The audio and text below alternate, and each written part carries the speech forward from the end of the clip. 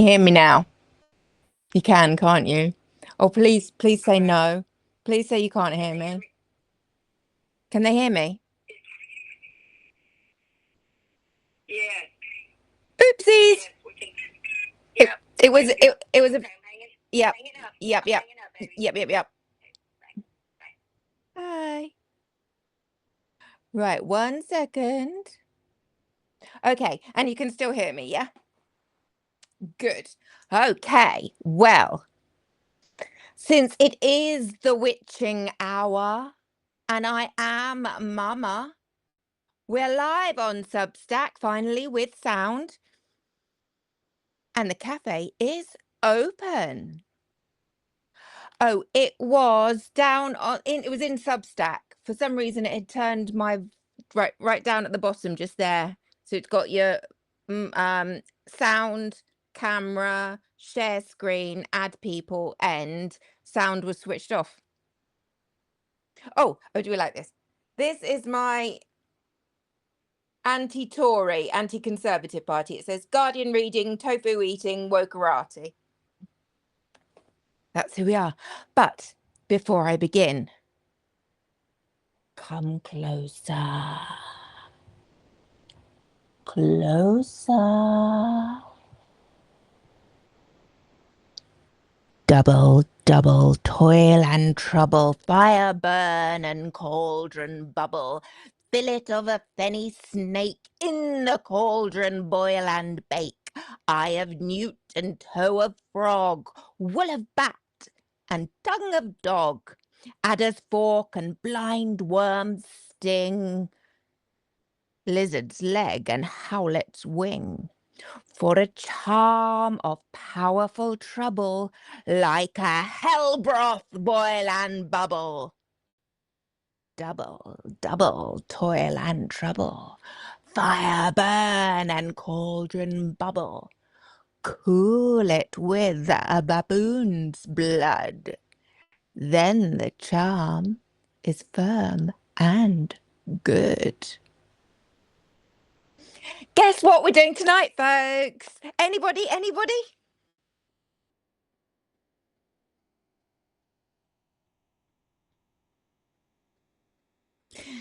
So, if you haven't already, I do make an excellent witch. Thank you.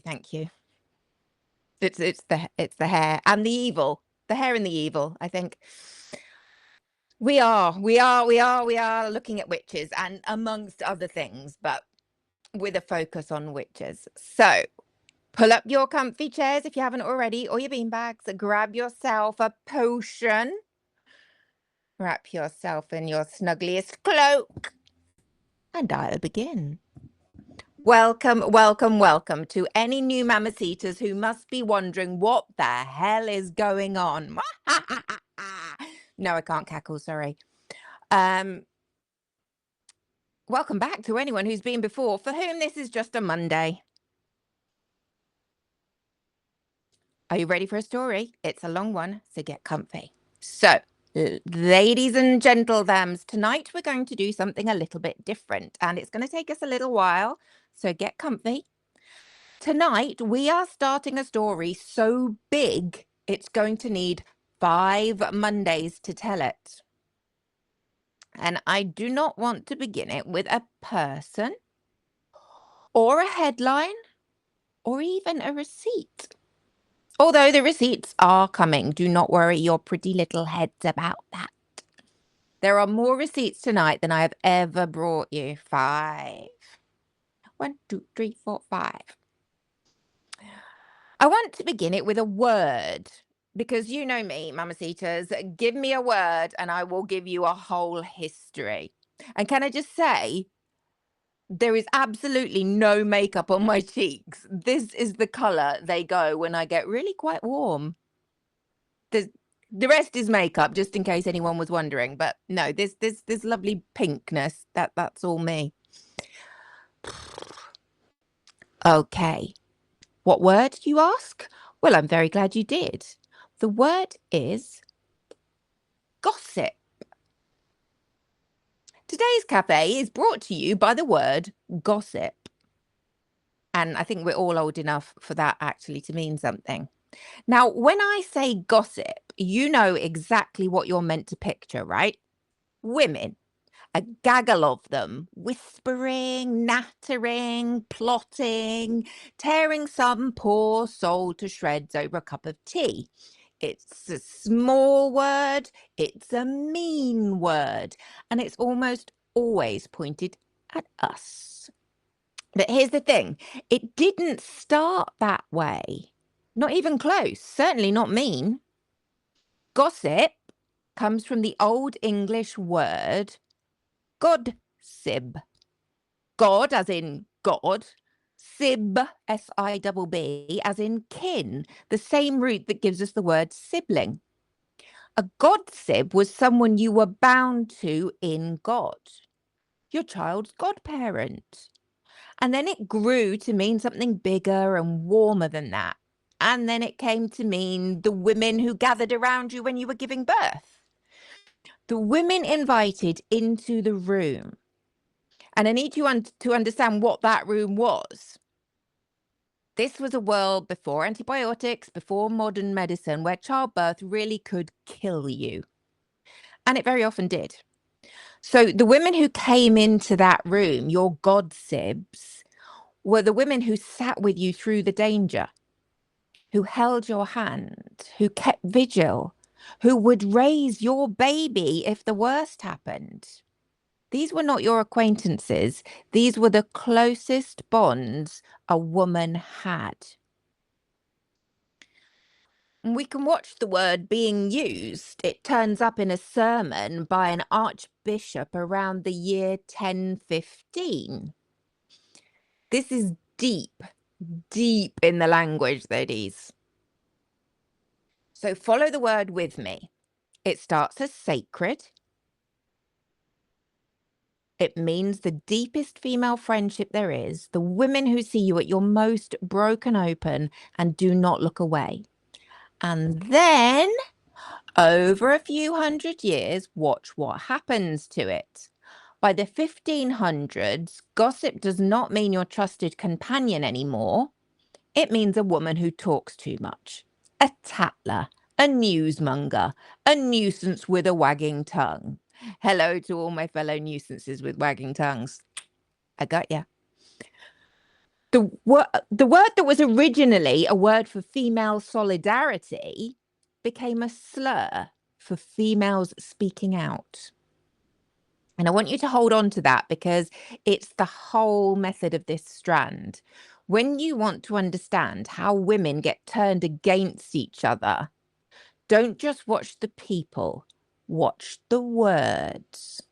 Watch what gets done to them.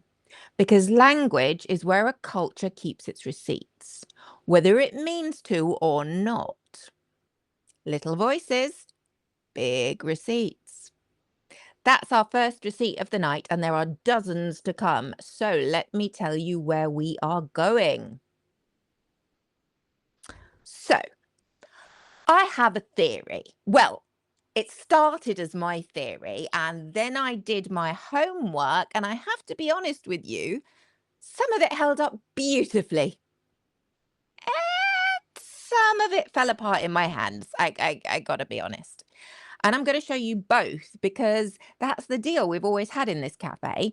I don't bring you the version that feels good. I bring you the version that's true, right? And then you and I do the thinking together because we are still critical thinkers. Here's my theory. I've been wondering a lot about the difficult, prickly, complicated relationships that so many women, including myself, have with other women. Are they natural? Is it a female character flaw? Is it hormones? It's not biology. It's not just how girls are. It was built deliberately over centuries by the very people who benefited from women being divided. And once you learn to see the machine that built it, you can't unsee it.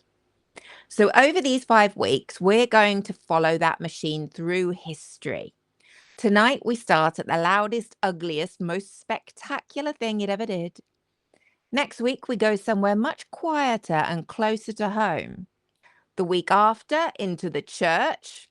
That's going to be a week. Then into your own phones and mirrors. And then in week 5, we talk about how you take that damn machine apart, baby. Because I'm not going to sit here and spend 5 weeks telling you we're all doomed. That's not what we do here. But tonight, the witch hunt. And I want to say something before I start, because you know the rule. We're not journalists. We're middle-aged women with eyes, right? What we do is we read the receipts that are sitting in plain sight on Tinternet and all the rest of it, the ones everyone else just walks past without noticing, and we say out loud what we think they add up to. That's all. That's the whole job. And tonight's receipts are extraordinary because the people who did this wrote a lot of it down. So let's begin with the thing that everybody, including me, thinks they know. And let's find out how much of it is actually true. Okay? Let's go. So I think you know this story. Men in tall hats burning women. Thousands upon thousands of them. A great slaughter of the innocent that went on for centuries. Okay? And some of that is true. But some of the things you've heard are not true. And one of them is a straight up fabrication. We're going to clear it out right now, as best we can, tonight at the start, because I'm not building 5 weeks on a rotten foundation. Here's the true shape of it. Across roughly 3 centuries, from about 1450 to about 1750, Europe lost its mind about witches. Historians who've gone through the actual court records, and I mean gone through them parish by parish, estimate that somewhere around 90 to 110,000 people were put on trial for witchcraft, and somewhere between 40 and 60,000 were executed. The majority of them, 3/4, were women. Now, 40 to 60,000 human beings, mostly women, strangled and burned and hanged and drowned by their own neighbors.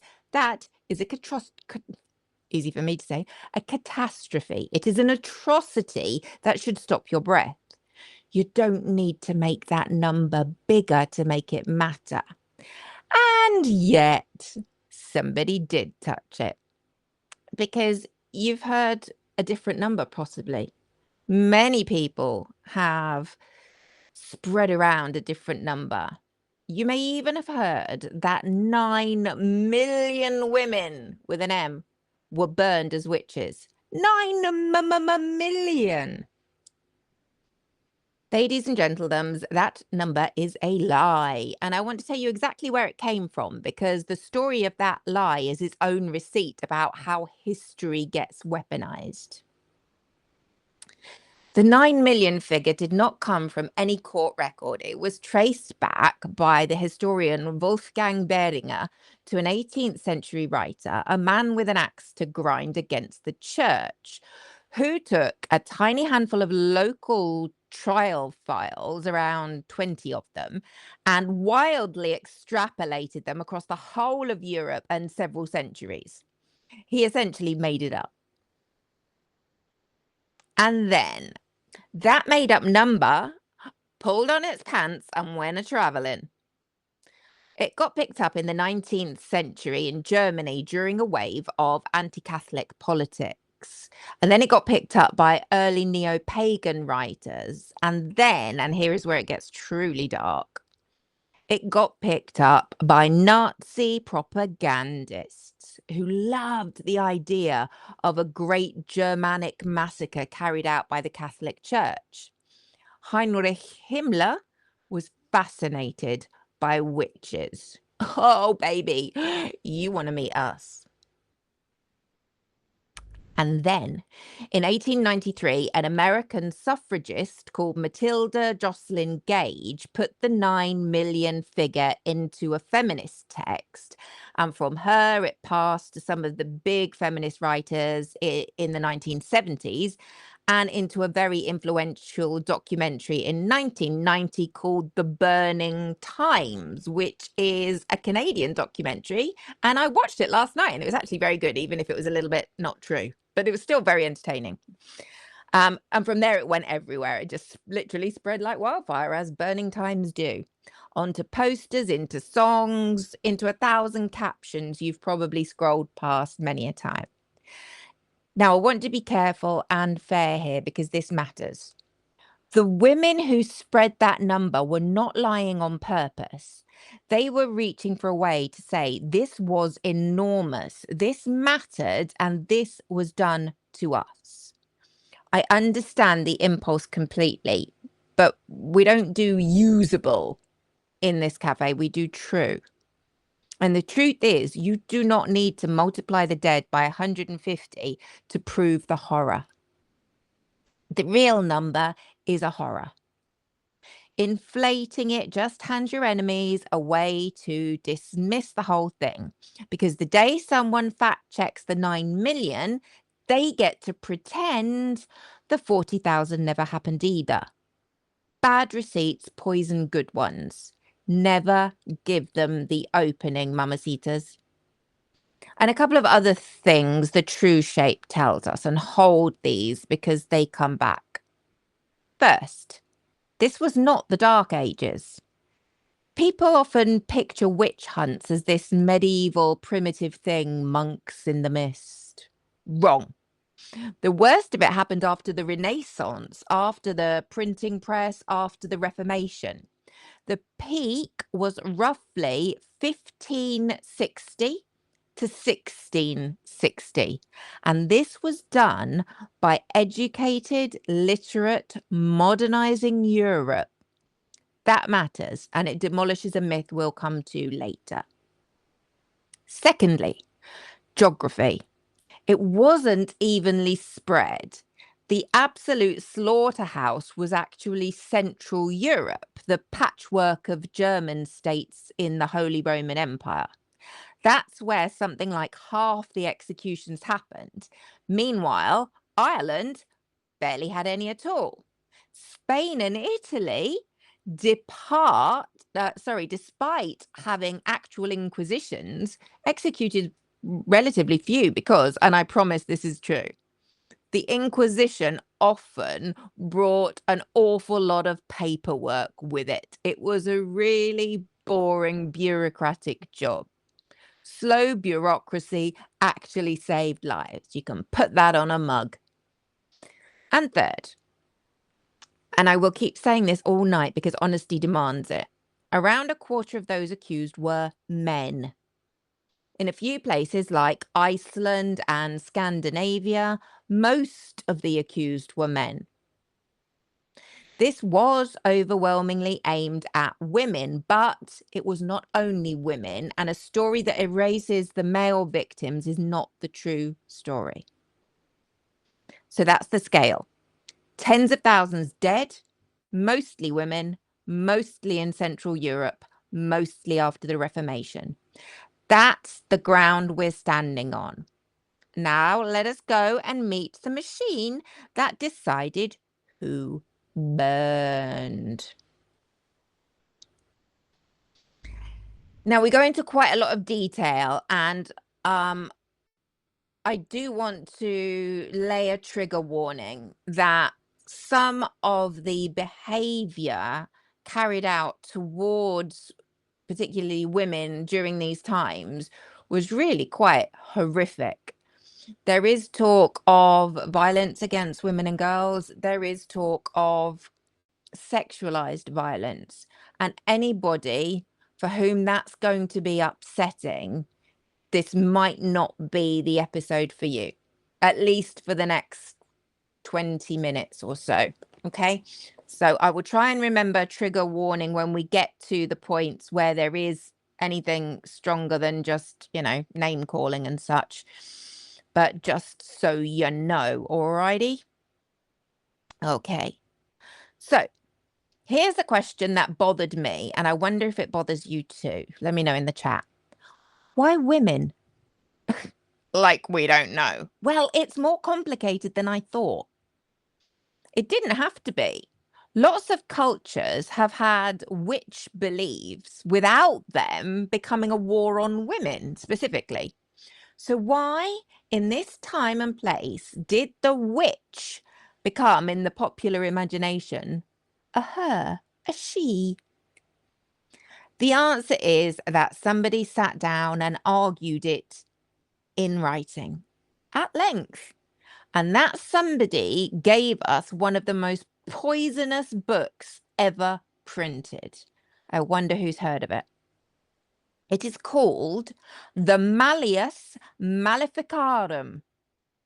Now, I know admin Amy is Googling it right now so she can spell it in the chat for you. But if I can walk and chew gum, I will write it in the chat. It's the Malleus oh no, I can't. Maleficarum. No, that says Maleficrum. Maleficarum. I think that's close enough. Maleficarum. Yeah. The Malleus Maleficarum. You have a copy. Oh my God, Betsy has a copy. That's so cool. I have to read it now. I've only skimmed over the surface, but yes. I know, right? Very Vatican-esque. And it translates roughly as the Hammer of the Witches. This was published in 1486, and its main author was a Dominican inquisitor. I told you Amy would be on it, named Heinrich Kramer. And this book, ladies and gentlemen, is the instruction manual, basically. It exists to prove that witches are real, that skeptics are wrong, that witches are mostly women, because of course they are, and to teach magistrates how to find them, torture them, and kill them. It was printed and reprinted around 30 times. It traveled across Europe on the back of that shiny new technology, the printing press. It came with a papal endorsement because Kramer had gone and got a bull from Pope Innocent VIII in 1484 to give his witch burning teeth. And its argument about women, I need you to hear it because it is absolutely breathtaking. So Kramer argues that women are more likely to be witches because they are weaker. Really? Yes. Weaker in body, weaker in mind, and weaker in faith. He says they are credulous, impressionable, and cannot keep their mouths shut.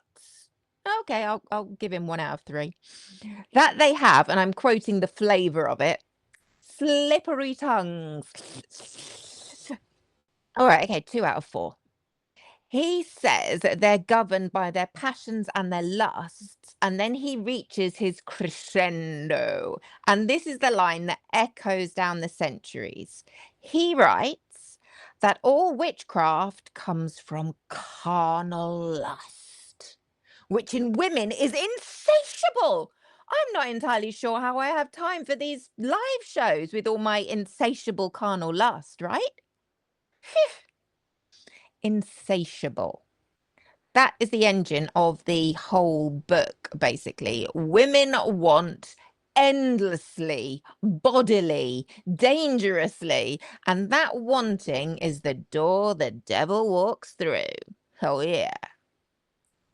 Now, here is where it gets a little bit personal for me, not how you might think, but as your resident lover of language, I get very annoyed when people do a certain thing, which Kramer does here, and it really makes my blood boil as a linguist. He tries to prove his case using etymology. Oh, come at me, baby. He claims the Latin word for women, femina, is built from 2 pieces, fe and minus. Fe, he says, is faith, and minus is less. So, femina, woman, supposedly, according to Kramer, means the one with less faith, opening that door for that sneaky devil. He is telling you that the word woman literally means lesser in faith, that it's baked into the language itself. It is ordained, if you will. It's rubbish. It's a complete invention. That's not where the word femina comes from at all.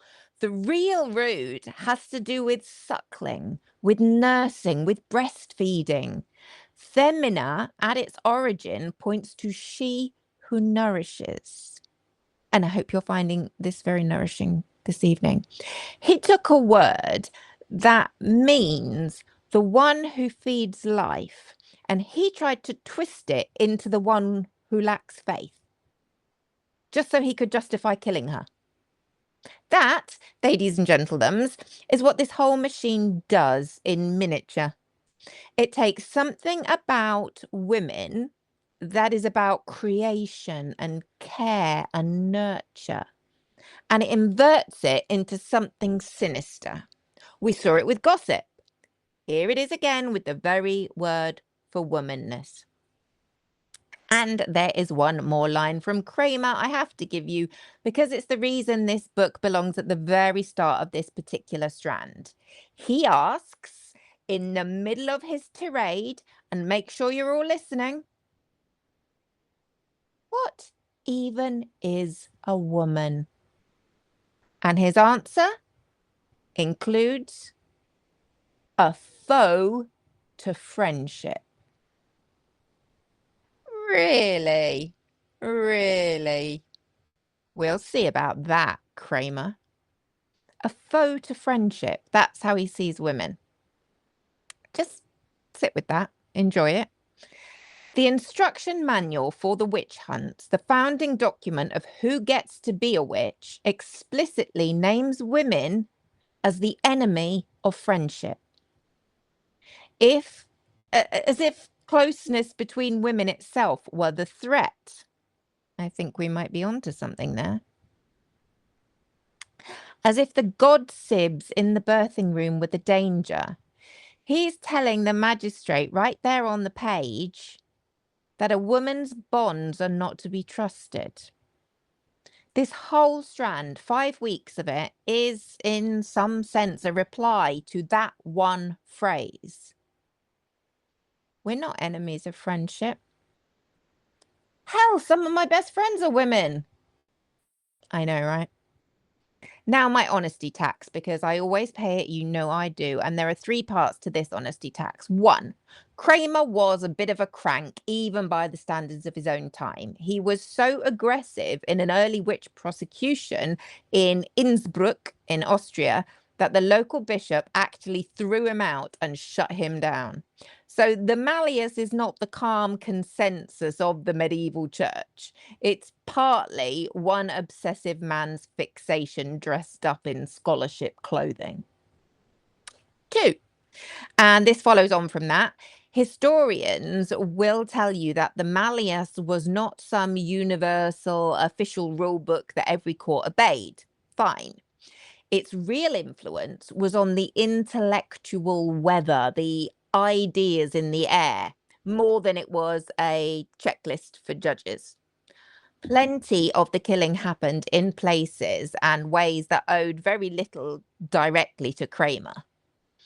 So when you see it said that this one book caused the witch hunts, you know that is too simple. It shaped them. It contributed to the mood music of the time. It did not single-handedly cause them. And 3, the most famous lurid English translation, the one everybody quotes, was made in 1928 by a man named Montague Summers, who, and I'm not making this up, actually believed in witches in 1928 and thought the hunters did have a point. So some of the juiciest phrasings you see floating around this area are actually filtered through a 20th century eccentric with his own agenda. When I quote it, I am leaning on the careful modern scholarship, not the theatrical version. But strip all that away and the core remains. And the core is what matters for us. Somebody built an argument, printed it, spread it, and blessed it that said the witch is a woman because woman is weak, lustful, faithless, and an enemy of friendship. That argument got into the water supply of an entire continent. Sorry, I got distracted by the chat. And once you've taught a whole culture that women are not to be trusted, especially that women together are not to be trusted, you have primed the pump for everything that follows, including, and this is the part that still guts me, getting the women to do the work themselves. And where have we seen that recently? Epstein. Trump. Which brings us to the job at the center of this whole episode. The searchers. So let me tell you about a job, a real job that real people were really paid real money to do.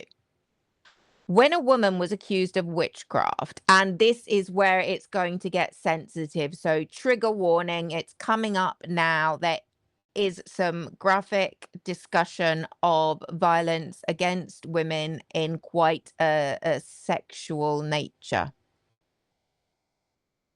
Come back in 10 minutes or mute me for 10 minutes. Okay. When a woman was accused of witchcraft, the court needed evidence. And the evidence they wanted was on her body. They were looking for the devil's mark. The idea was that when the devil took you as his own, he left a mark on you, a physical sign, and that a familiar, like a little demon in animal form, would suckle from it. So the mark could be a mole, it could be a wart, a birthmark, a scar, a skin tag, a patch of something. And when you think about it, on an aging body, as these bodies often were, in an age with no dermatology specialists to go visit for your skin care, every single person has something, which is rather the point. And to find it, get ready. Anyone who can't take it, please mute now. The woman was stripped, naked, in front of people. Her head was shaved, and every hair on her body was shaved so that nothing could be hidden. And then she was searched inch by inch, every fold and crease of her, by hands that were looking for a reason to kill her. I need you to be honest with yourselves. We all need to be honest with what that actually is. Strip a woman naked in a room full of people against her will and put hands on every single part of her body. Exactly, Deborah. We have a word for that, and it's not investigation.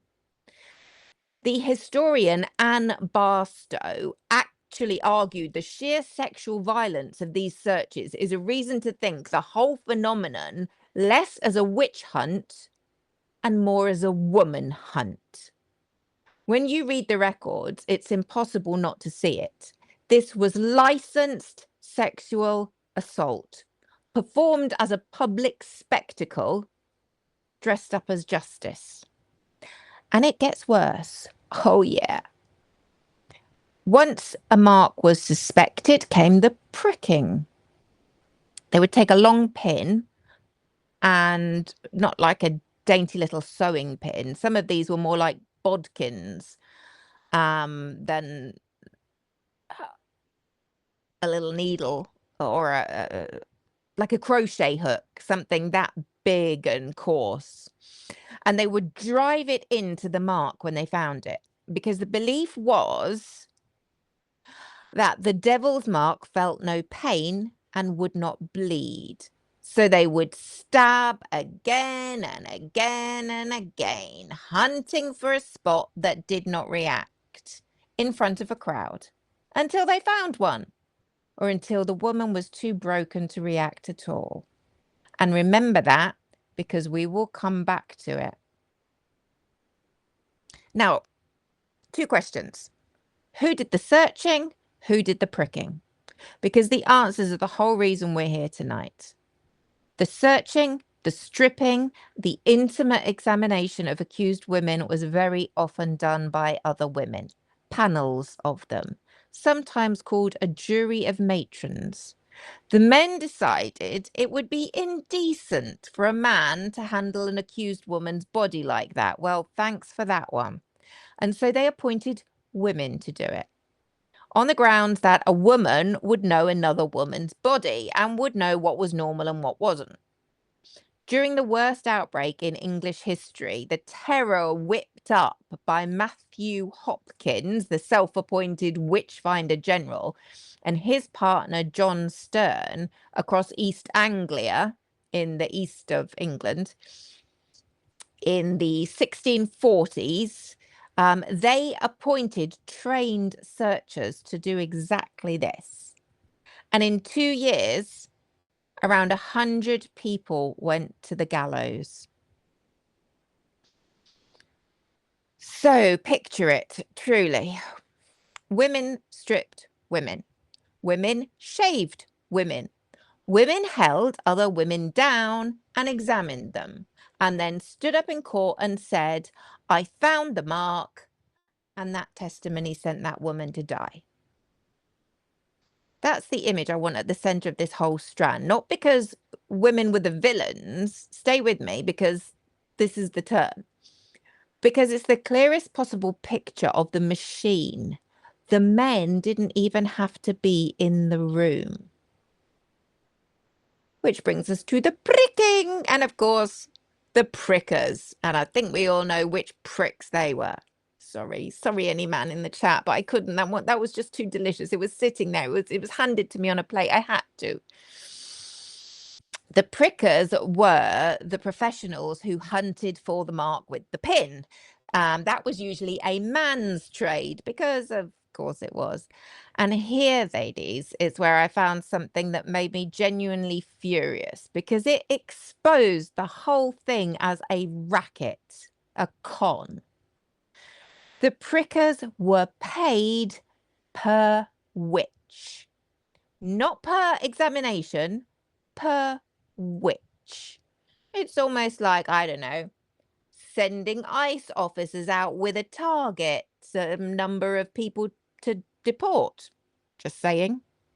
Don't know what made me think of that.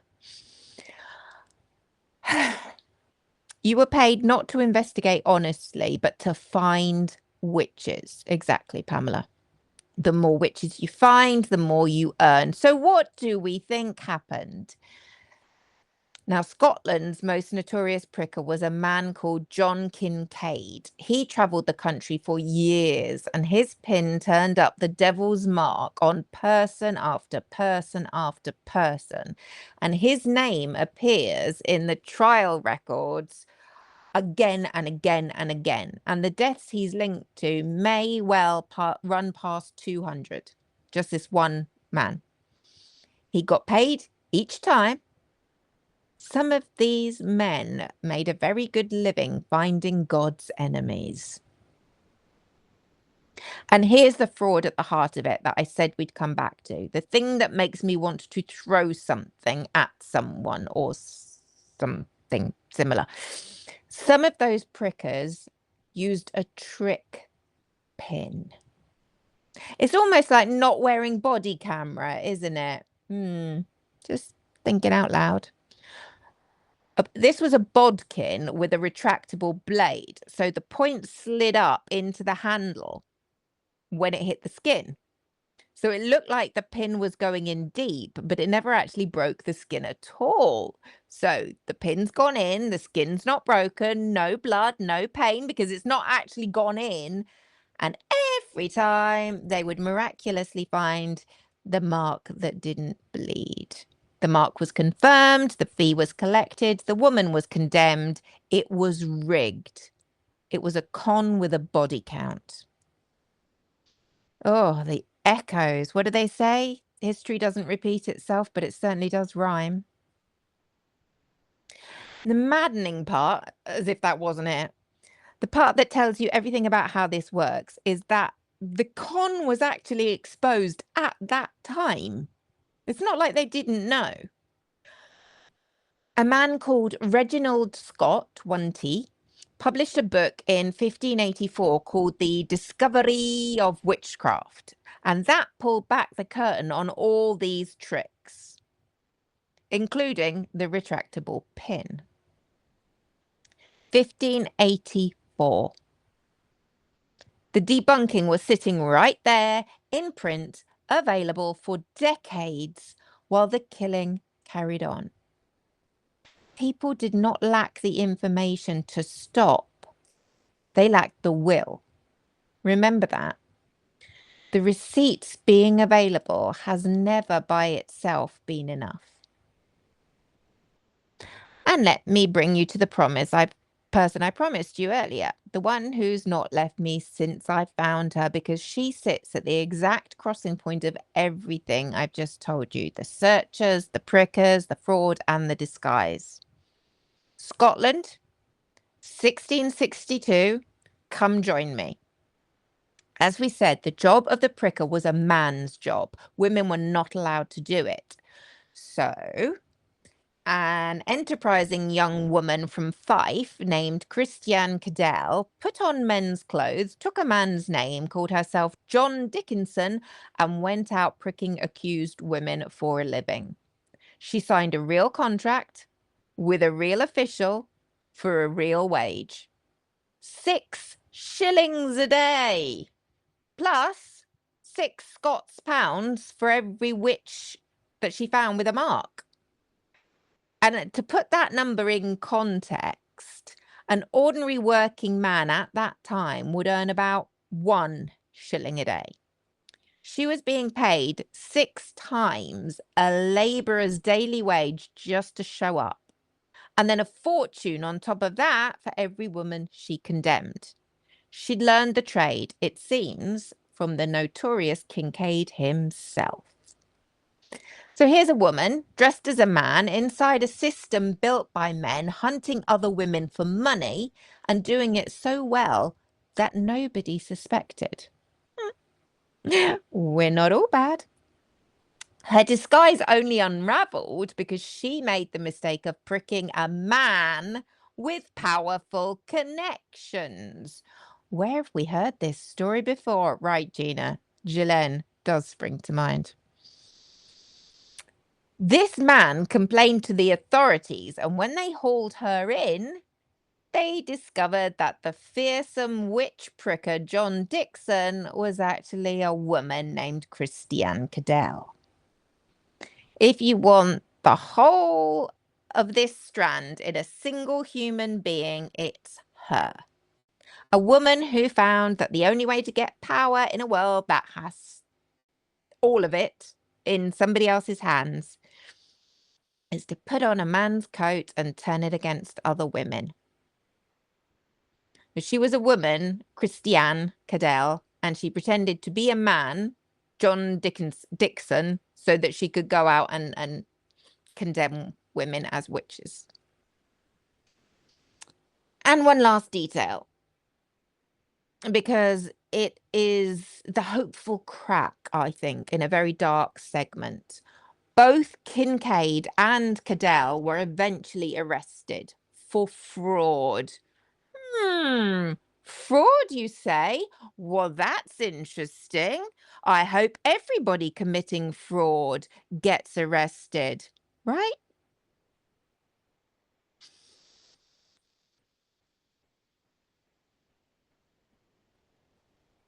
I'm saying nothing. Well, I mean, I'm not. I'm gonna carry on. I'm not gonna say anything more on that subject. So, in that same year, 1662, the authorities finally decided the prickers were con artists. They sussed them out and they took action. Oh, if only all con artists could be exposed and dealt with. And historians noticed that once the prickers were exposed as frauds, the witch hunts in Scotland started to fade. Take away the people who are profiting from finding witches or illegal immigrants, say, for example, just thinking laterally, and suddenly there are far fewer witches to find or illegal immigrants who are really terrible, terrible criminals, even though they've not actually committed any crimes, right? Funny that. Yes, Betsy beautifully quotes Carl Sagan. So that's the searchers. Hold the whole picture because now we're going to cross the ocean and come say hi to y'all. We're leaving Europe for a little bit because I need to show you the accusers. And oh my God, if you don't know the story, I know the story and it always comes as a bit of a shock to me. So let's have a look at the accusers. For this one, we go to the place whose name has become shorthand for the whole thing. Do you know where we're going, ladies and gentlemen? The year is 1692. Yes, well done, Betsy. 1692. Oh, wow. Deborah's. Oh, I love that you all love this stuff. Yep, indeed. You've all got it. Salem, Massachusetts. And you know the broad strokes of the story, but I'll just recap.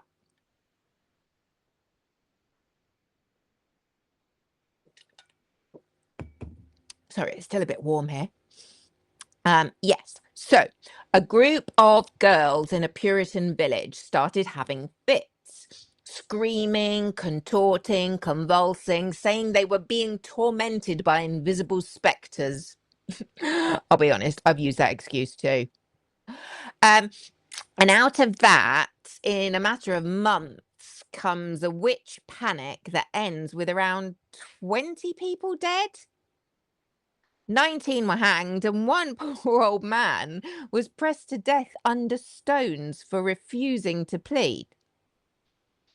But go into the detail and look at who was actually doing the accusing, and it will break your heart in a very specific way. The court accusers, the ones history calls the afflicted girls, were girls and young women.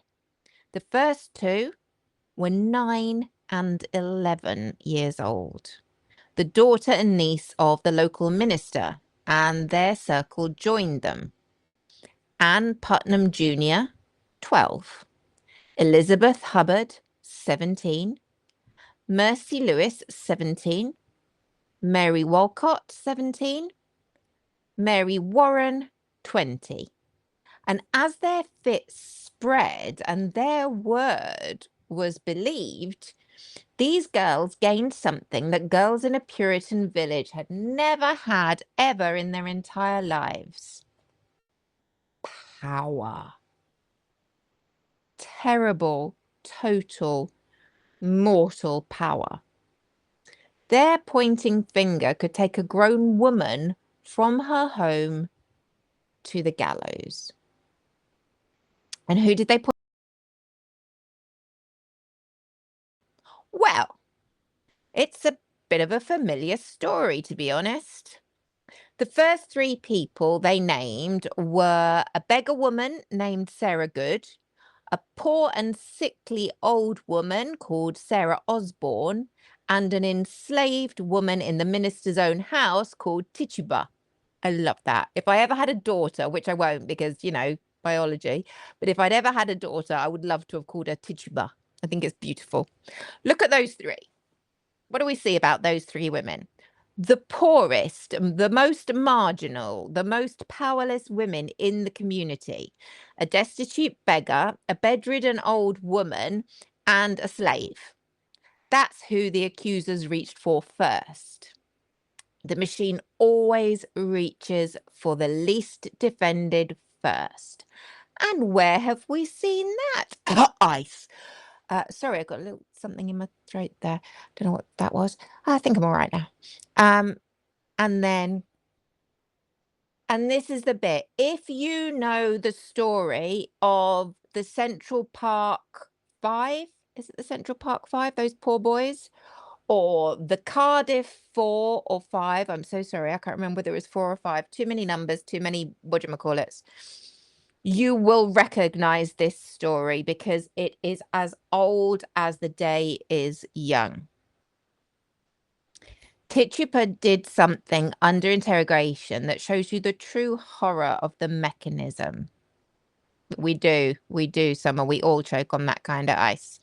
And it's just Central Park 5, right. Cardiff 5 it was a very similar story, but they were grown-ups, not little kids. But they were still abused in exactly the same way. So what happens? Well, under enormous pressure, an enslaved woman, Tituba, with no protection at all, was made to confess. And in confessing, she said there were other witches. Because the confession itself was not enough.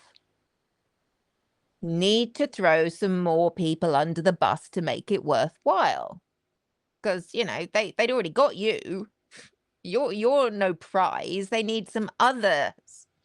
And that's what you're here for. She said the devil had more servants. She couldn't name them all, she said, but they were out there. And with that, the thing stopped being about 3 women and became a hunt with no bottom. Because now the fear was that witches were everywhere, hidden, walking among you. A coerced confession from the most vulnerable person in the room became the doorway to a mass panic. It's disgusting. It's so on topic. The more I got into this, Ashley, the more I was like, oh my God, Central Park 5, Cardiff 4, ICE agents. Just saying. Don't know why I keep coming back to ice. It's probably because I'm hot. That's probably why I keep mentioning ice. So that's the chain. That's how it always works. You terrify or torture one person into confessing, and then you make the price of stopping the pain, naming the next person. And so the accusations spread outwards like ripples in a pool. Woman to woman to woman. Ann Putnam Jr., that 12-year-old child, would eventually be involved in accusing 62 people. 62.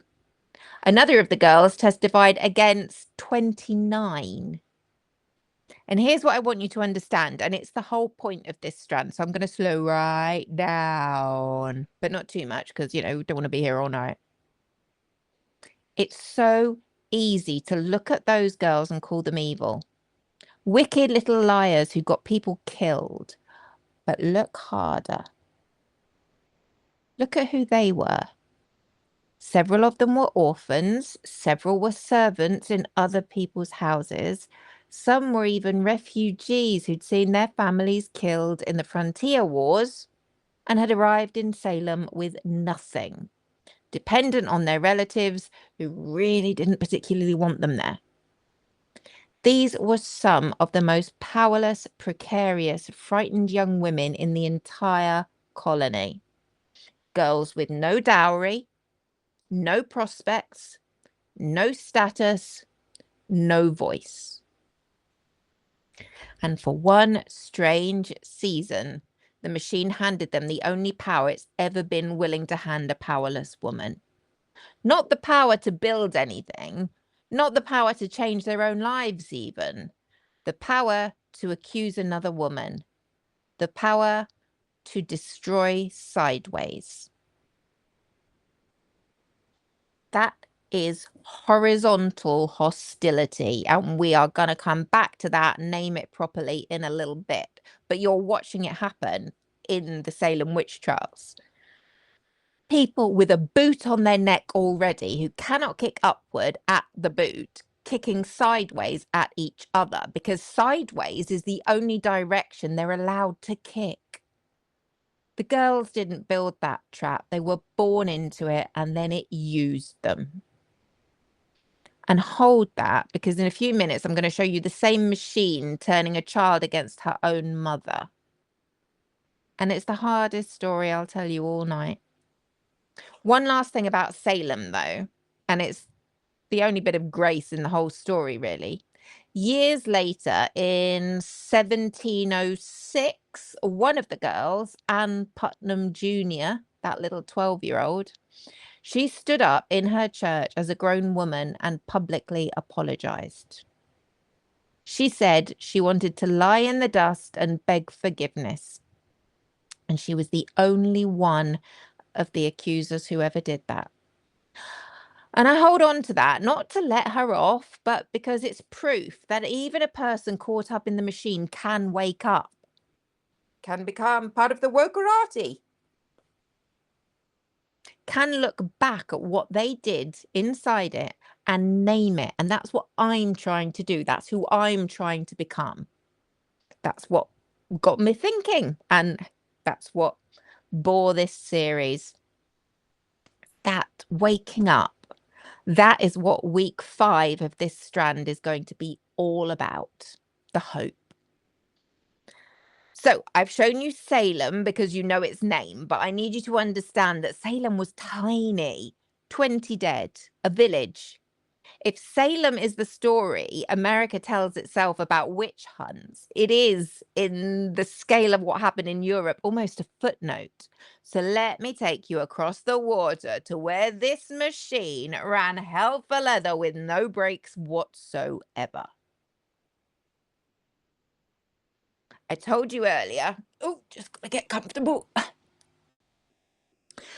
that the slaughterhouse was located in the Germanic lands, the patchwork of little states inside the Holy Roman Empire, right?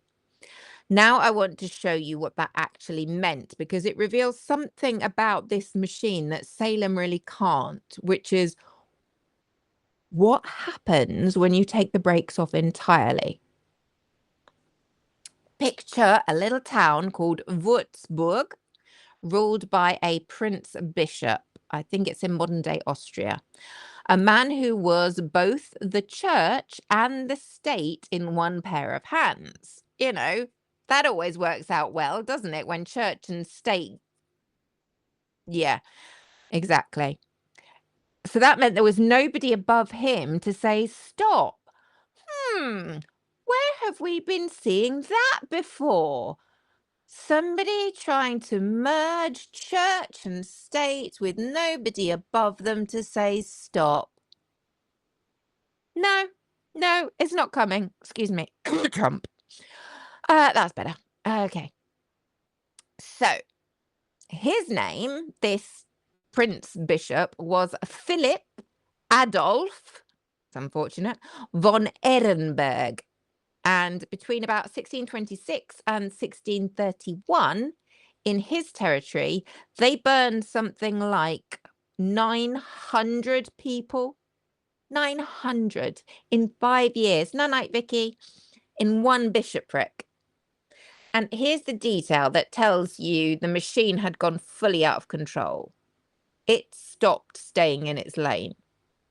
Because a witch hunt at the start goes for who you would expect, the poor old widow, the outsider. But once you build a system where torture produces confessions, and confessions are only accepted if the accused names more names, the thing becomes self-feeding and it starts climbing the social ladder. At Würzburg, they burned priests. Somewhere between 19 and 43, the records differ. They burned town councillors. They burned wealthy men. The Prince Bishop burned his own fucking nephew. And they burned children. Some as young as 7. Accused of unspeakable things with demons. Nearby at Bamberg, the same year, same period of time, around 300 more dead. And the Prince Bishop there built a dedicated building for it. I guess kind of like a detention center. Now, where have we seen that? A lot.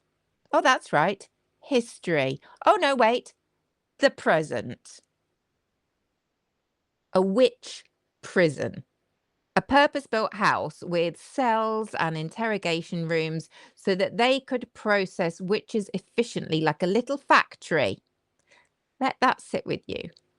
It got organized enough that they needed actual premises. Oh my God. Is anybody else feeling like spooky similars? Similars? Similes. Parallels. Ooh, that made me shiver. And this is the confession chain that I want you to really understand because it's the engine of every mass panic. Salem included, just a lot bigger here. You take a person, you torture them, not to find out if they're a witch. That's already been decided. That's why they're there. But to make them confess, to confirm it, and crucially, to make them name their accomplices. And they will. Under enough pain, we all will. They name their neighbors. Sometimes they're told the naming's not enough. Name more until the list is long enough to satisfy. And then those people get arrested. They get tortured. They name more. Do you see it? It just goes on and on and on like a chain reaction. Each victim being forced to manufacture the next batch of victims. It's a machine that runs on human beings and produces as its only output more human beings to feed into itself. The town could quite literally accuse itself to death. And I need to give you one man from inside that horror because he's the counterpart to Reginald Scott. And we do have a few points of light in this rather dark story. He's one of them. His name was Friedrich Spee. That's S-P-E-E, but pronounced Spee.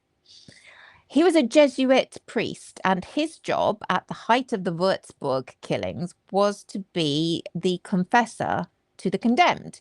He would walk with them to the stake where they were to be burned, and he would be the last kind face. And he did this over and over for person after person after person. And it broke something open in him because up close, hearing their real words, he became completely certain of something the whole system was built to deny. They were innocent. Every one of them. The confessions were worthless because they were tortured out of people who would say anything just to make the pain stop. He said it, and it's one of the most haunting things I've read. That not a single one of the people he said he walked to that fire, he believed to have been guilty. The experience itself, legend and lore say, turned his hair white, pure white, before he was even 40. And Spee did something with that. He wrote a book, published it anonymously because it could have got him killed, tearing the whole apparatus apart, exposing the torture, exposing the logic that could never let an accused person prove their innocence, an insider, a priest of the very church doing the burning, saying in print, this is murder, and everyone confessing is confessing to nothing. Yeah, bit like the Jack Smith of his day, Stuart, you're right. So put Spee next to Reginald Scott in your mind. Two men, a Protestant Englishman and a Catholic German Jesuit. Different countries, different churches, different religions, both looking at this machine up close and both saying clearly out loud in writing, this is a fraud and these women are innocent. If only there were a few more of those right now. The knowledge was there. The truth was available. Again, it always is available. And still, it took another century to stop. Never tell yourself people back then simply didn't know any better. Some of them knew exactly. They were told. They carried it on anyway. That's the more frightening truth. And it's the one that should keep you honest about our own times, right? Anyway, I promised you a child, a rather scary child, and here she is. This one stings a bit. So come back to England, all of you, come on back. Not all at once, I've only got the one spare room. It's not even really a spare room. It's kind of where I'll put all my junk. Anywho, come on, back to England. Lancashire, that's up in the northwest, so kind of just above Wales, if you're looking at a map of the British Isles. The year is 1612, and the exact location is a place called Pendle Hill. 40 years before Salem. And in some ways, it was almost worse because of who did the accusing. There were two poor families in the Pendle area. They were rivals, and they were both scraping a living, partly by being what people called cunning folk. Folk who'd sell you a charm or a cure or a curse. The Devices were one family, and the Chattoxes were the other family. The head of the Device family was a woman in her 80s, half blind and known by the name Old Demdike. And with her lived her daughter Elizabeth Device and Elizabeth's 3 children, James, Alison, and the youngest, Janet, who was 9. It started, as so much of this does, on a road with a request that was refused. Not that kind of cunning, Martin. Alison Device, the older daughter, met a peddler named John Law, and she asked him for some pins. It's not clear whether she was trying to buy them or beg them off him, but he brushed her off. And moments later, John Law collapsed, almost paralyzed down one side. Now, we would recognize it almost certainly as a stroke. But in that world, there was only one explanation. The girl who had just cursed him under her breath as she muttered walking away had struck him down. Notice the pattern, because you've heard it already tonight. A poor woman, a small request, a refusal, a misfortune. Must be a witch to blame. That's the spark. Now watch how the family destroyed itself. So hauled before the local magistrate, who was a keen Protestant named Roger Nowell, who knew that finding witches could please a king who was a little bit obsessed with them, the Devices began to turn on each other. Alison named her own grandmother Old Demdike. She also named the rival Chattox family, because why not? Elizabeth, her mother, pointed at Demdike too. They were terrified, and terrified people inside this machine give up the ones closest to them. And then, Good Friday, 1612, the family and some friends gathered at the Device home, a place called Malkin Tower. Just a grim little get-together of frightened, hungry people. And they ate a sheep that James had actually stolen. But when the magistrate heard that a group of accused witches' relatives had held a meeting, he didn't see a frightened family. He saw a coven, a summit. And that meeting became the basis for arresting 8 more people. These were the Pendle witch trials. Not quite as famous as Salem, but just as destructive. So they're all brought to trial in Lancaster in August 1612. Old Demdike never even made it as far as trial because she died in the foul dungeon where she was being held. And the prosecution brings out its star witness, the secret weapon. The one whose testimony is going to seal their guilt. Any ideas? Yeah. Hey, Ellen. 9-year-old Janet Device, the youngest child of the family. Now, a child that young could never normally give evidence in a serious trial, even in the 1600s. But King James had decreed that in cases of witchcraft, the normal rules could just be chucked out. So they stood this little girl.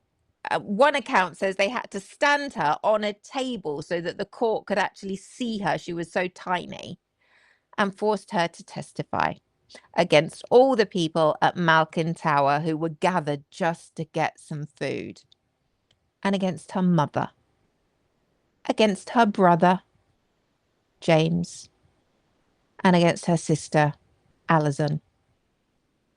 And she did. She stood on that table and she described her mother's familiar spirit and the clay figures. Oh, it's the voodoo dolls. Who was it? Was it you, Deborah, that was asking about voodoo dolls? Somebody was asking if we could have voodoo dolls. We got voodoo dolls. And the gatherings, and she gave the court everything it needed. She gave them her whole family, that poor little child. And here's the moment I just, once I pictured it, I can't get it out of my head. When little Janet was brought in, her mother Elizabeth understood at once what was about to happen.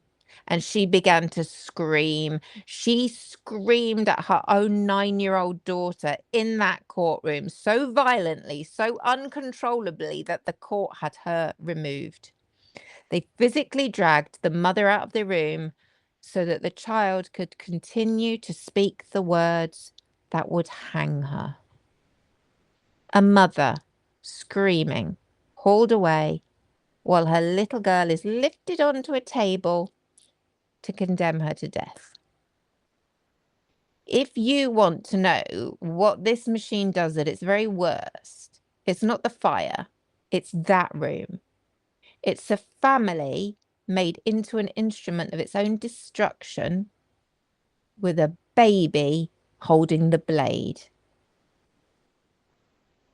10 of the Pendle accused were hanged on Janet's word, among other evidence. Her mother, her brother, and her sister were among them. And I told you to hold that image because next Monday, that's exactly where this strand goes. Away from the spectacular, the bonfires and the courts, and into the quietest, most intimate unit there is, the family, the mother and the daughter. Because the machine learned a long time ago how to run right there in the home between the women who should be the closest. Pendle is that horror at its most naked. Next week is that same horror gone quiet, gone domestic, and so normal, you've all been taught to laugh at it. Little teaser for next week. But there's a final awful twist to Janet's story, and it's just heartbreaking. It's the truest thing I'm going to tell you about the machine. Janet Device vanished from the record after that trial. And then more than 20 years later, in 1634, a woman was recorded under that same name, Janet Device, and she appeared again in the Lancashire files. This time, though, little Janet was not a witness. Grown-up Janet was one of the accused of witchcraft. And the person whose testimony damned her was a child. The girl who was used to destroy her family, destroyed in her turn by another child used exactly as she had been. It's almost like getting a little kid with a bunny backpack or bunny hat, I forget what it was, and using them to lure out the parent. I don't know why that pops into my head, just does. I'm sure it's not related. Ramos? Little Ramos? Somebody Ramos? I'm so sorry, little guy. I forgot your first name. Luis Ramos? If you remember, put it in the chat, or Amy will. So, the machine doesn't love the people who serve it. It destroys them. It doesn't reward the searcher or the accuser or the little girl on the table. It uses them up and then it spits them out after it's fed on them too. Remember that. It matters for everything that follows. Liam! Laura, tell them why that's terrible that I forgot that, the ones who don't already know.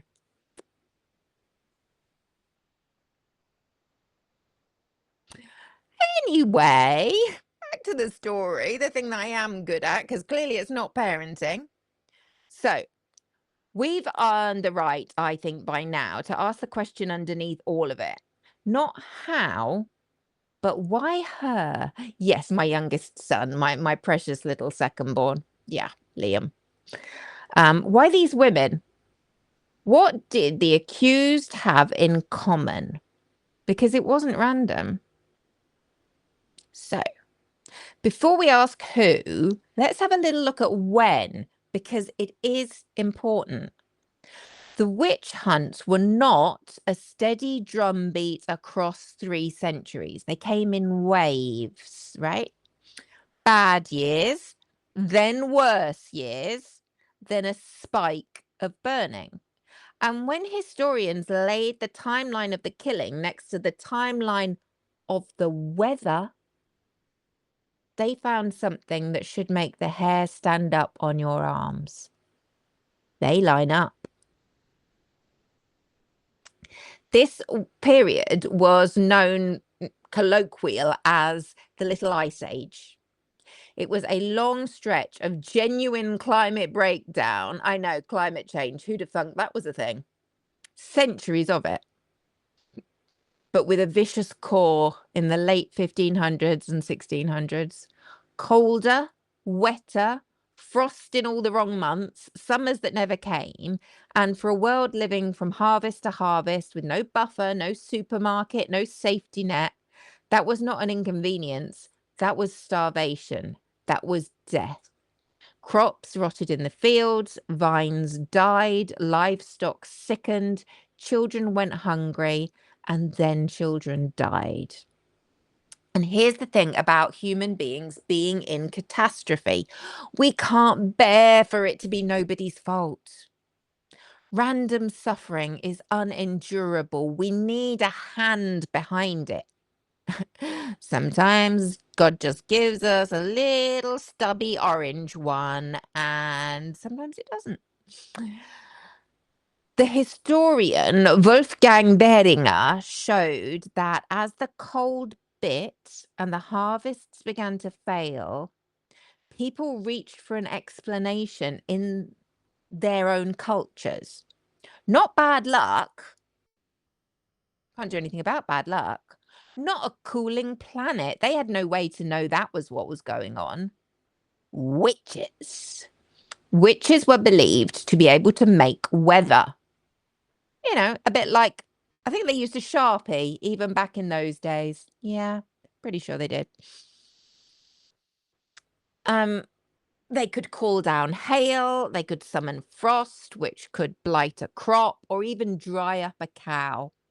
So a failed harvest was not a tragedy, it was a crime, you know, like the reflecting pool. Oh my God. Can I just say, I haven't put any of these these, you know, reference points actually in the script. The script is just the history. My little brain don't be stopping. It's like, oh, reflecting pool. And every crime has a culprit, except Janine, when the culprit is the fuckers who installed it. Just saying.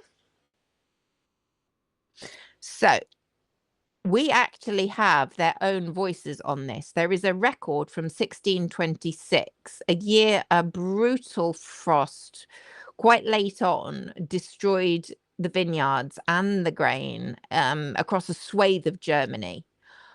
And the common people were demanding to know why the authorities were letting the witches get away with destroying the crops, which is funny because now the witches are the authorities. I mean, just the most senior ones, not the rest of you. You're fine. Well, and ICE agents, obviously. And what began the very next stretch of years in exactly that region? The mass panics I told you about. Würzburg, Bamberg, the weather turned killer.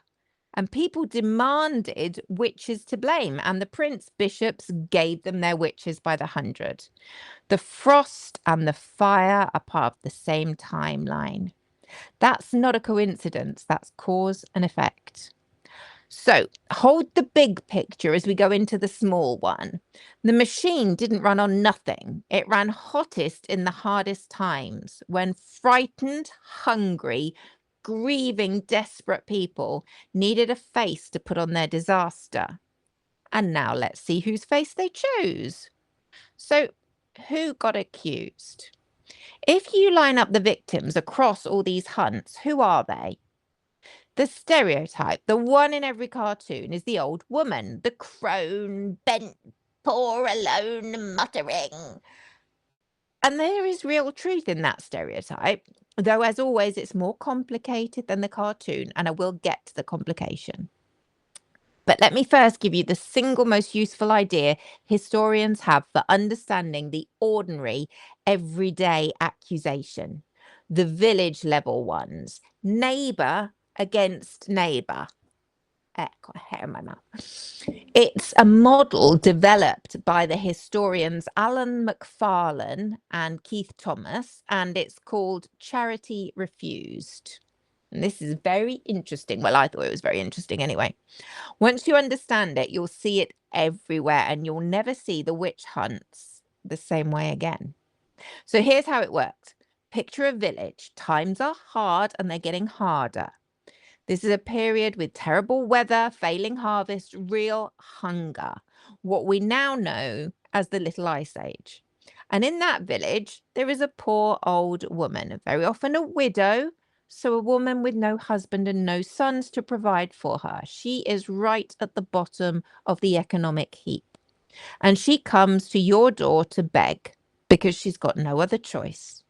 Bit of food, bit of milk, some small kindness. And you fucker, you turn her away. Maybe you're struggling too. Maybe I'm being unfair. Maybe you're just a hard-hearted bastard that's having a bad day. It's possible. We've all been there. You give her nothing except a few sharp words, and off she goes, muttering under her breath. And here's the psychological trap that springs. In the old world, you had a Christian duty to give to the poor. Huh. If only we still had that nowadays, right, Trump? Charity was sacred. So when you turn her away, some part of you knew you had failed a moral test. You feel guilty. The guilt is unbearable. So the mind does what the mind does, and it converts the guilt into anger because that feels more powerful. It then aims that anger back at the person who made you feel the feelings in the first place. The woman who was begging, the woman you turned away. And then, and this is the terrible hinge that always happens that turns it just from an unpleasant encounter into a witch hunt. Some misfortune happens because something always does. That's life. Maybe your cow sickens, your child takes a fever, your butter won't churn.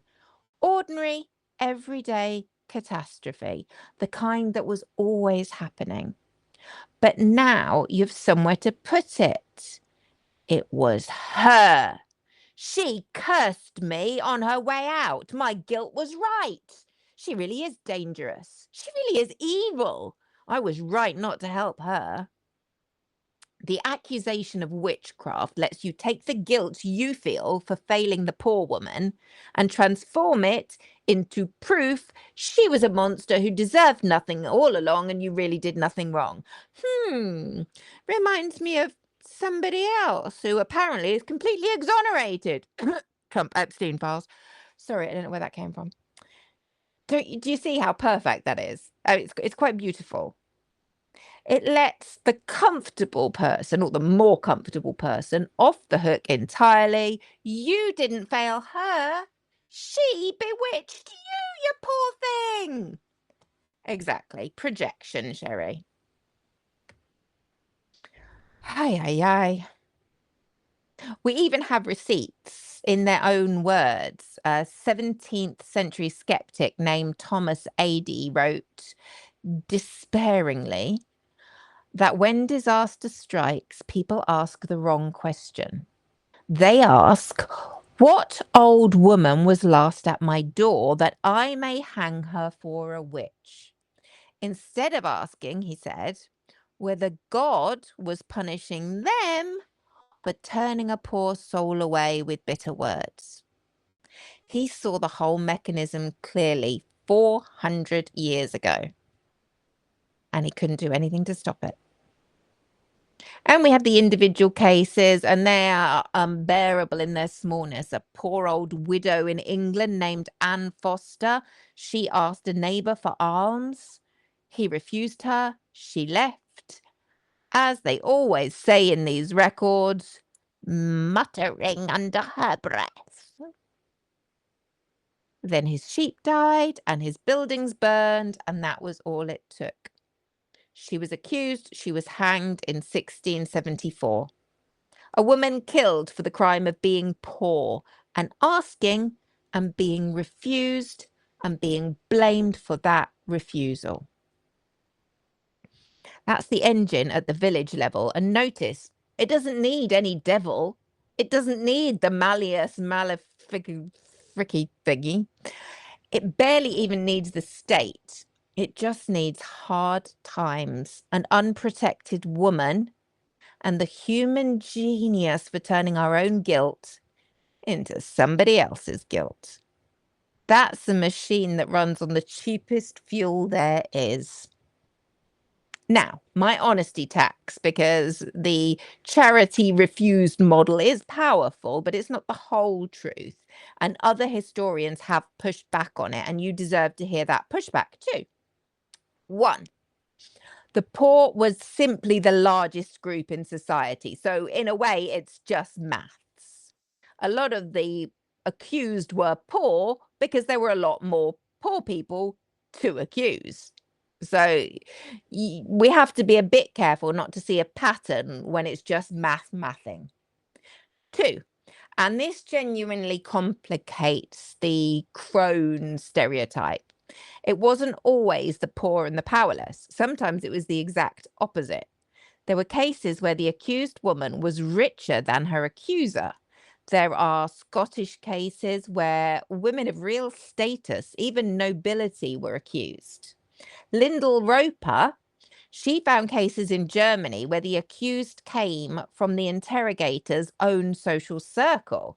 Sometimes having property that somebody else wanted, or standing to inherit, or simply being a woman with too much independence and not enough deference, God forbid, is what put the target on your back.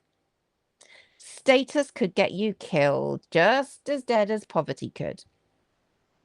And that points at the thread that ties the poor beggar and the wealthy widow together, because on the surface, they seem very opposite, right? What do they share? They're both women, right? But they're both women outside male control. The widow with no husband, the spinster with no husband, the woman managing her own money, her household, her mouth. A woman who answers to no man is a woman the system cannot easily place. And a woman the system cannot easily place is a woman the system fears. And so they should. No, I'm just I'm a pussycat, I'm not scary. Whether she's at the bottom begging or a little too comfortable for a woman, the unforgivable thing is the same. She is standing outside the fence that has been put up around her. That's why her. Because we've earned the right to go into the strangest and most intimate parts of the story. And I've told you about the poor and the old and the independent, but the records, when you really read them, are full of something more specific than that. They are full of a very particular terror. And it's about mothers. So, I told you at the start that I did my homework. The person whose work went deepest into me is that historian Lyndall Roper. And she spent years reading original German witch trial records, the actual confessions and testimonies in the archives. And what she found there is not what you would expect. You would expect the accusations to be about sex, devil worships, orgies, the lurid stuff. And some of that is there. But Roper noticed that underneath, again and again, the real material of those accusations was something much closer to home. It was about motherhood, about babies, about fertility. The records are full of infants who sickened and died, of breast milk that suddenly dried up, of the lying in room, the same birthing room where the godsibs gathered, going wrong. The everyday terrors of a world where so many babies died and nobody knew why. Yes, I script them, Martin, and I use lots of different reference points, videos, Google, AI, books, all the stuff. And I usually go back about 16 times because I've gone off on one tangent and then gone onto another tangent, and then that's taken me to another tangent, which takes me back to here. It's long. But I love it. It's so interesting because my mind just keeps asking questions and I have to keep answering the questions. And then that answer to that question brings up a new question. So I have to go answer that question. And yeah, it's a full-time job, mate. So here's the pattern that Roper draws out. And I have to hand you her caveat with it. So let me do that first and then give you the idea because you deserve to have both. The caveat.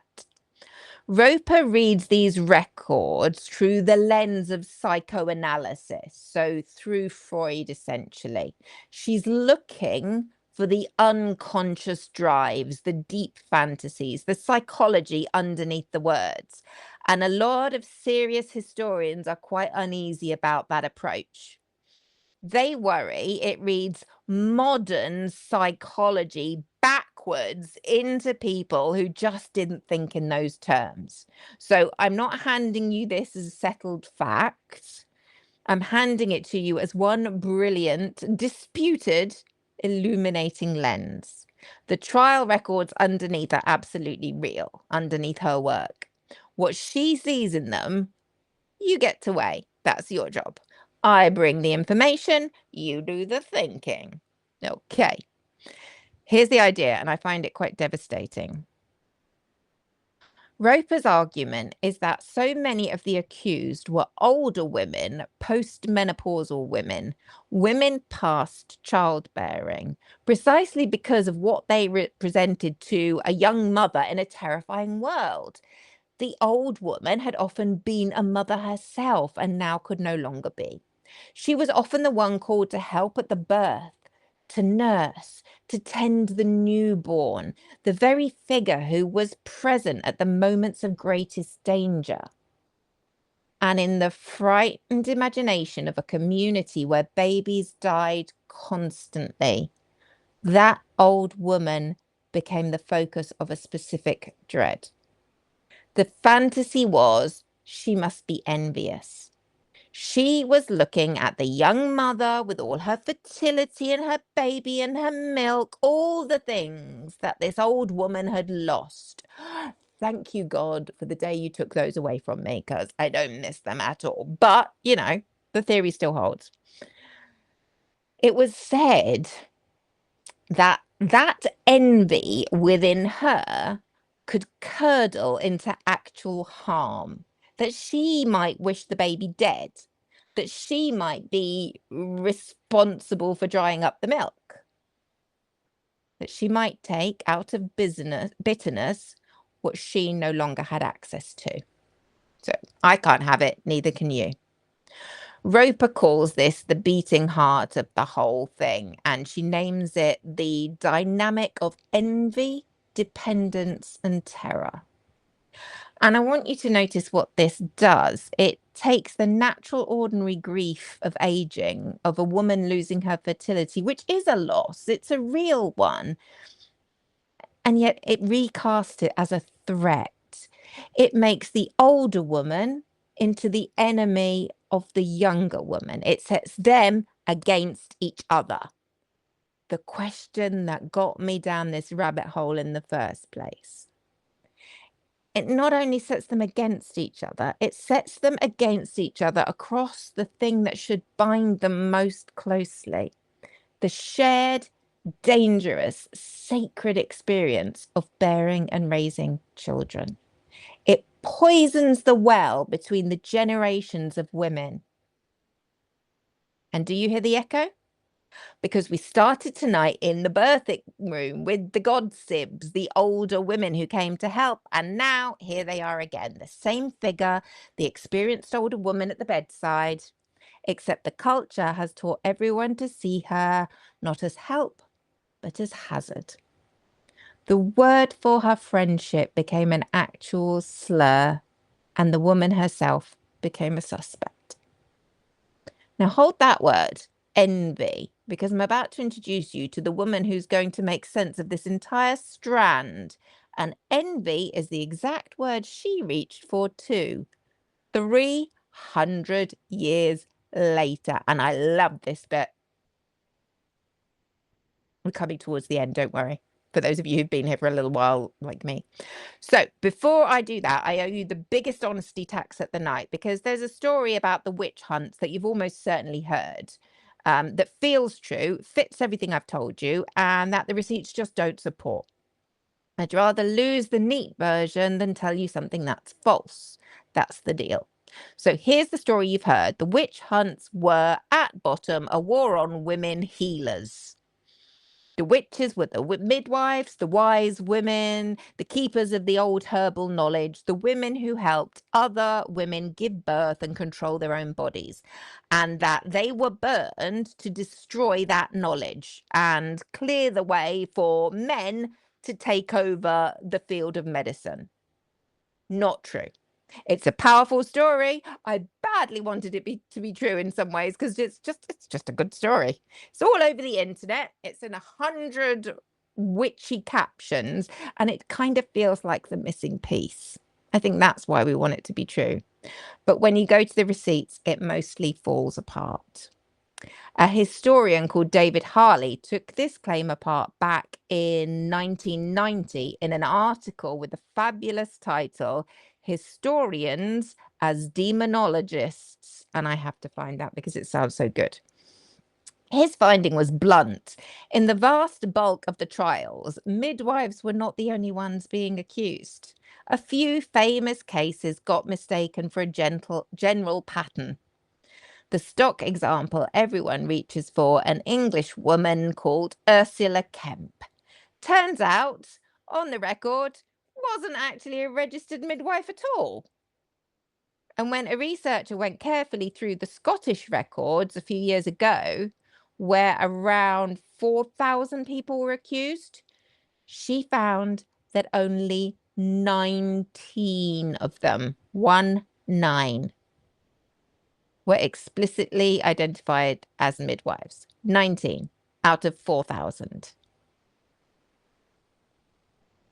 Yeah. So, if anything, some historians argue a known midwife could actually be safer than just an ordinary woman, because she was useful and respected and embedded in the community, harder to cast out. So where did the healer midwife story come from? Because it didn't just appear out of thin air. So it largely comes from some writers in the early 20th century, because of course it does. And then from a very influential feminist pamphlet in the 1970s, who were reaching again for a usable history. A story that made witches into proto-feminist heroines, guardians of women's knowledge, martyred by the patriarchy and the medical establishment. And I completely understand the reach. It's a beautiful, empowering story, but it just isn't what the records show. And here's why I made you sit through the correction instead of just giving you the pretty version, because the true version isn't weaker. It's more frightening, if you ask me. If they'd only come for the midwives, then most women could have felt safe. Do not learn the herbs, don't attend the births, and the danger passes over you. But that's not what happened. They didn't need you to be a midwife. They didn't need you to be a healer or a wise woman or anything special at all. You just needed to be a woman someone had a grudge against. You just needed to be a widow who begged at the wrong door. You just needed to be a little bit too independent, or a little bit too poor, or a little bit too old, or simply unlucky enough to be standing nearby when a baby died. It was that could come for any woman. That is what made it so much worse. And it's true. And we tell the truth here, even when a lie kind of has more glamour to it. Right, I've paid every tax I owe. Now let me give you the name for it and the woman who gave it to us, because she is beautiful and lovely, and I can't wait to tell you about her. You may have seen I put some information up about her earlier. Everything I've shown you tonight, the searchers, the paid prickers, Christiane Cadell in her disguise, the afflicted girls of Salem, Janet Device handing over her mother, women accusing women across a whole continent, all of it has a name. And the name did not come from the witch trials at all. It came from people in the 20th century who were studying how oppression actually works. Interesting, right? We could learn a lot. A thinker called Franz Fanon, writing about colonized people, noticed something, that people who are ground down, who are forbidden from fighting the ones actually crushing them, very often turn and fight each other instead. The violence has to go somewhere. If it can't go up, it goes sideways. Then an educator named Paolo Freire in 1970 gave it a name. He called it horizontal violence. And he said something that should be tattooed on the inside of your eyelids. He said that the oppressed, when they cannot strike at the oppressor, become what he called sub-oppressors. You know, kind of like ICE agents. They start doing the oppressor's job for him on each other. They pick up the boot and they use it sideways, because sideways is the only direction available to them. And then that same year, 1970, a rather brilliant woman, because of course she was, took that idea and aimed it straight at us, at women. And I've been saving her for the end of this episode on purpose, because she is going to be the spine of this whole strand. And I need you to know exactly who she was. Her name was Florence Kennedy. Florence, call me Flo Kennedy.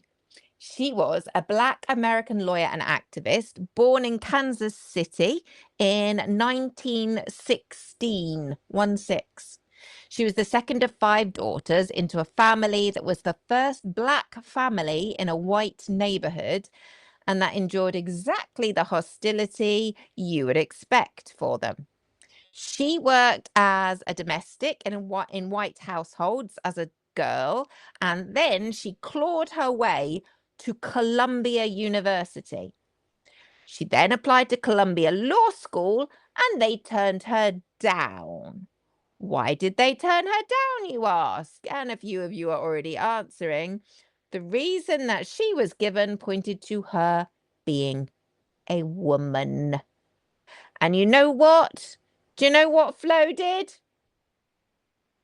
She threatened to sue them. I hear that works really well, apparently, with, some American presidents. And then after that, suddenly, miraculously, a place opened up for her. Who'd have thunk? She graduated as one of the very first Black women ever to get through that law school. And she then spent her whole life fighting upward. She represented the Black Panthers, 21 of them in one huge trial, and won. She represented H. Rap Brown. She represented Assata Shakur. She took on record companies that had robbed the wonderful Billie Holiday and Charlie Parker of their royalties. She fought for abortion rights before Roe was even a word that we used. She founded a political party to back Shirley Chisholm, the first Black woman to run for president. Oh, if only, right? Kamala. Anyway. And guess what? She turned up to all of it in a cowboy hat and pink sunglasses because she was badass. And when a magazine called her the loudest, rudest mouth on the battleground, she was delighted. She was intersectional before the word even existed. She insisted always that you can't separate the fight against racism from the fight against sexism. They were the same machine. This is a woman who understood in her bones, in her whole body of work, the difference between fighting upward and fighting sideways. She spent her life aiming her rage in the right direction, at power. And she looked at women and how women so often treated each other, and she named it. She called it horizontal hostility. And she described it as domination between women that comes not from strength, but from weakness, from having nowhere else to put their anger. And listen to the examples she reached for. She said it shows up as gossip, as character assassination, as one woman resentfully demanding that another woman stop using her gifts, stop shining, because her shining makes you feel small. I don't know, maybe like somebody on Substack targeting you for absolutely no discernible reason that you can fathom and deciding that you are just evil and need troops marshalling against. Just saying, could happen, could happen to somebody you know. Anyway.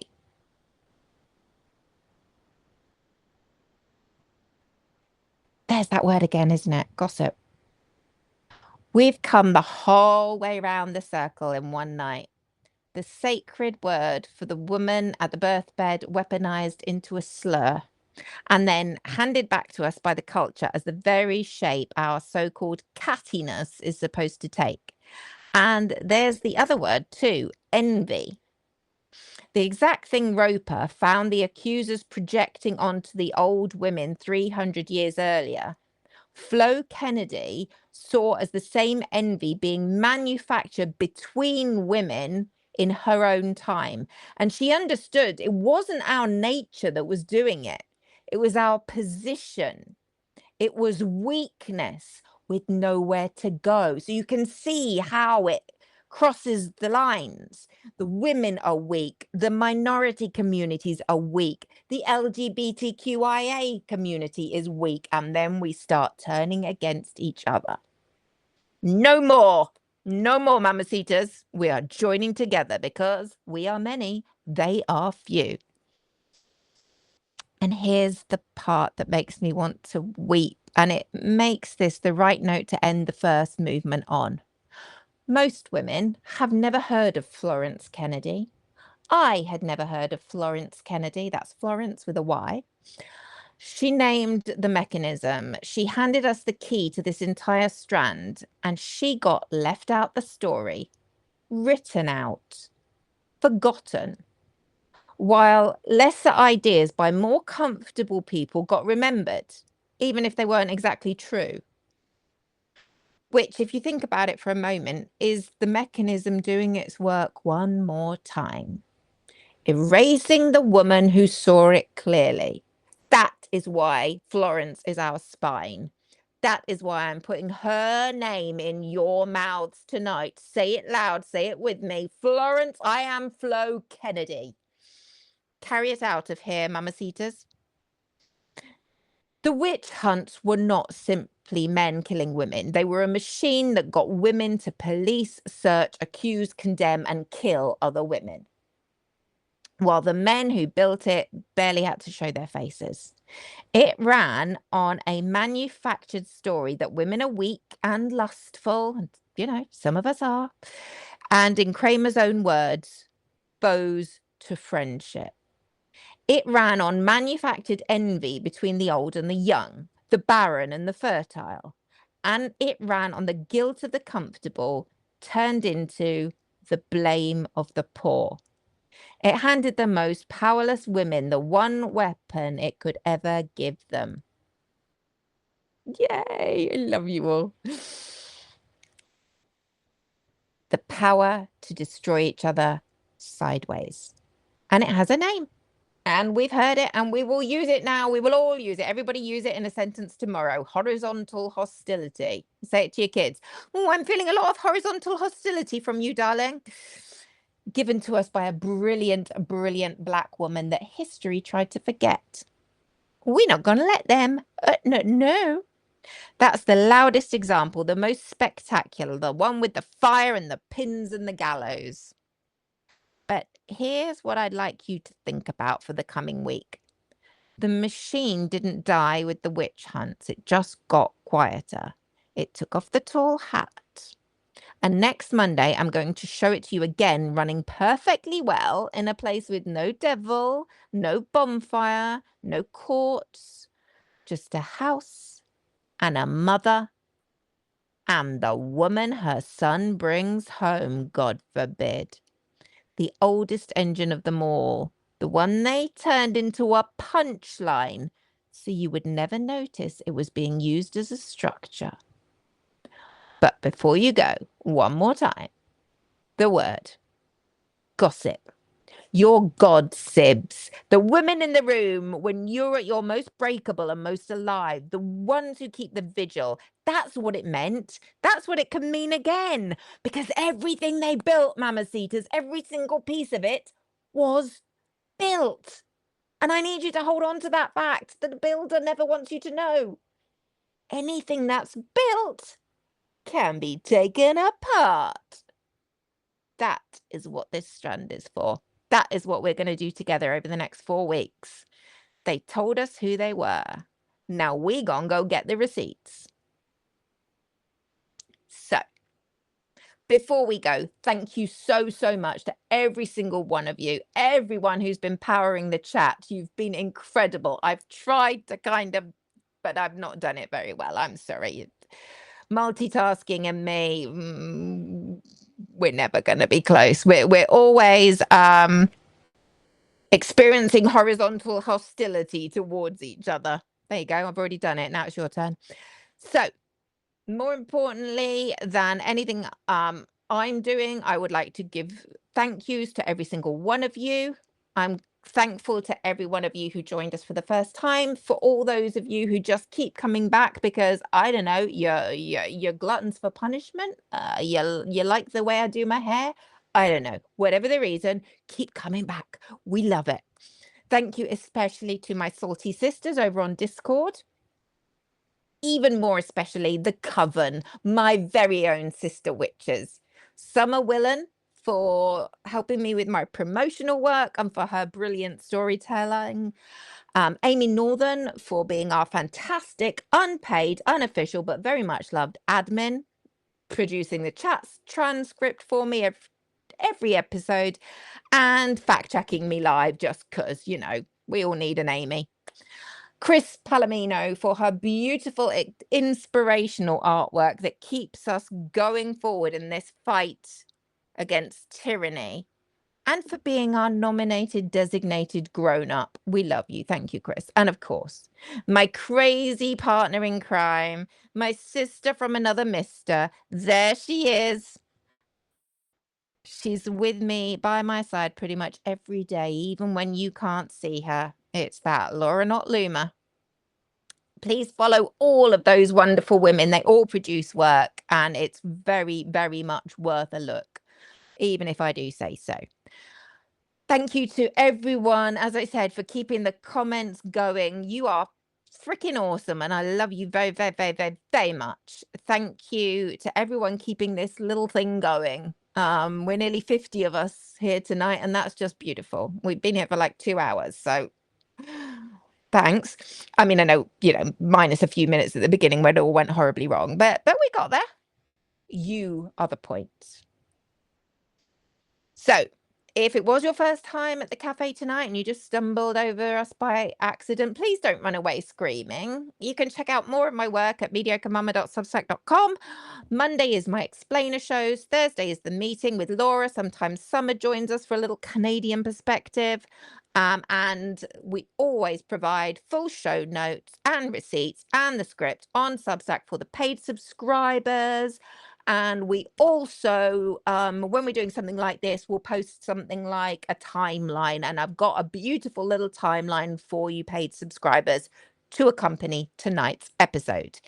If you enjoyed what you heard here tonight, then go tell other people, tell all your friends, bring them all into the fold. If you didn't really like it, though, why not recommend us to somebody you don't particularly like? See how that works? It's the universe balancing everything out. In a moment, I will take us into our closing reflection. And if that's not your thing, then that's where I send you off with love, and see you next time, I hope. Anyone staying with me, let's take a moment to connect with whatever higher power or spiritual guide works in your universe. And tonight, I want to leave you with a poem. I'm not going to read you the poem because it's not mine to read. It belongs to the woman who wrote it, Anne Sexton, who I also referred to in the piece I put out before today's episode, and a link to the poem. So instead, I'm going to tell you about it and then let you read it yourself for those who want to. As I say, the link I posted on my Substack earlier with her picture and the picture of the amazing flow. So it's called Her Kind. Anne Sexton wrote it in 1960, and in it, she does the bravest thing I can imagine, which is the exact opposite of everything we've watched tonight. She takes the witch, the possessed woman haunting the dark, the one the village fears, and she doesn't point and wave at her. She doesn't say, "Ooh, look at that dangerous, shameful other woman." Instead, after the witch, after the lonely woman rattling around her house, after the woman dragged into the fire, Sexton says the same quiet line each time. I have been her kind. I have been her kind. Think about what that costs. All night we've heard women say the other thing. Not me, her. She's the witch. Not me. Search her. Prod her. Poke her. Stick her. That little step backwards is the whole machine. It's that it's not like the other girls. And here's a woman who steps forward instead, who looks at every burned, cast out, whispered about woman in history and says, "Yep, me. I'm her. Been there, done that, got the t-shirt." And that's the antidote. That's what gets us out of this mess. That's the whole of these 5 works in one line. The searcher says, "Not me, her." The God Sib says, "I have been her kind." So whatever you hold sacred, here's what I would ask. Go read the poem. It's there, freely available. The link is to poetry.org or whatever it's called. When you reached the woman you were quietly taught to look down on, the too loud one, the too much one, try the line on just in your head even. See if you can say it and mean it. Because I've been doing exactly that without even realizing it with my bully, accuser, person who I've managed to upset in a way I don't even understand. I've been her kind. I've been where she is. And I try not to judge and just wish her well. Exactly, Ace Jones. There, but by the grace of God go we. Because we've all been her kind. And the moment we can say so to each other without shame, without pointing fingers, that's the moment that sphere cracks open for good and we're all free. Be her kind. Be each other's kind. God, whatever you may be, please help us to lift other women up. Never knock them down. In your many names, amen. Well, everybody, you know who I've been, even though I look like a witch, but that's just for entertainment purposes. Or is it? Yeah, it is. Sorry. Yeah, it is. I'm Mama. I always will be Mama. And I very much look forward to seeing you for episode 2 next Monday, and for a little Mama's meeting to all get together and try and put the world right on Thursday with Laura. But for tonight, I'm ever so sorry. We've been here a good long while, and now the cafe is unfortunately closed. Night, everyone. And no horizontal hostility, you've been told.